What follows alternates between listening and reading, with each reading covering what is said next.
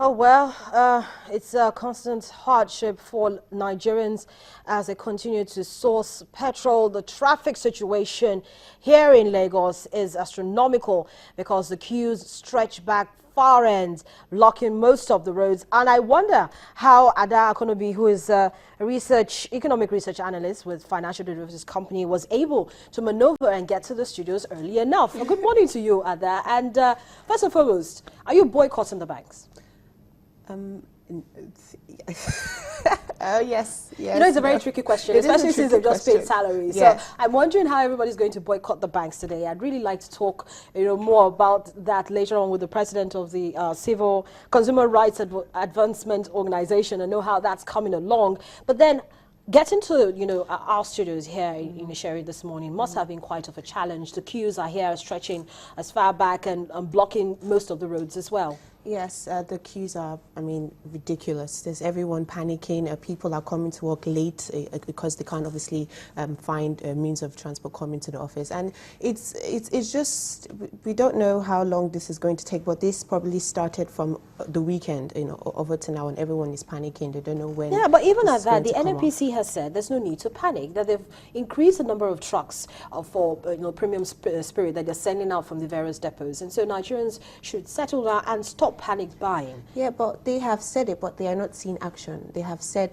they are going to increase the amount of cargoes they'll send to Lagos, to Abuja by from 245 to 295, the Lagos cargoes, and Abuja from 160 to 110. So, they've put a bit of positivity out there, but then the consumers are panicking regardless. We need to see this. We need to see that this is actually happening before, everyone can calm down. So it's a wait and see period. Okay, but then we seem to see oil prices being mixed as well. Brent crude has increased about 1.17%. It's not uhuru yet. Everybody's still a little panicky. So what's actually, causing this latest increase we're seeing on the Brent crude? Well, oil prices have been rallying. This is various reasons as to why oil prices are increasing at the moment.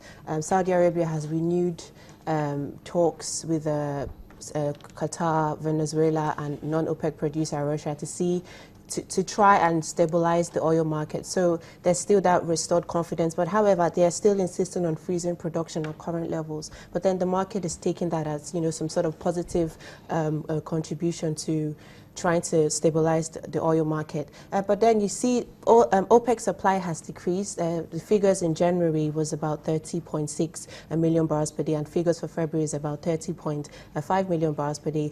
This is due to the supply disruption in Nigeria and Iraq. So because of the reduced OPEC supply, prices are going up.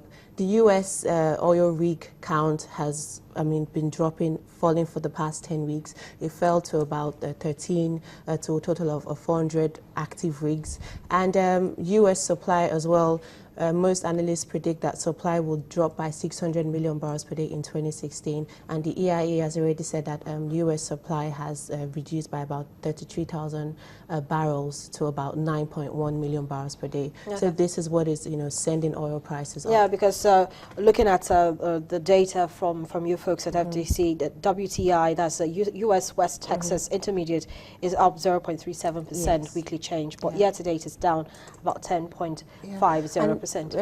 And as well, the gasoline demand in the US has been increasing. So that means there's going to be more demand for oil, obviously, which will be converted into gasoline and diesel. So this is what's sending oil prices high at the moment. Okay, so now that Nigeria is among those countries that seem to be responsible for the drop in supply that, OPEC is supposed to be getting, what does this now mean? At least we're battling, a fuel shortage here in the country, and then we're seeing global prices a little bit of topsy-turvy, so to speak. What's your expectation? What's your outlook for the rest of the week?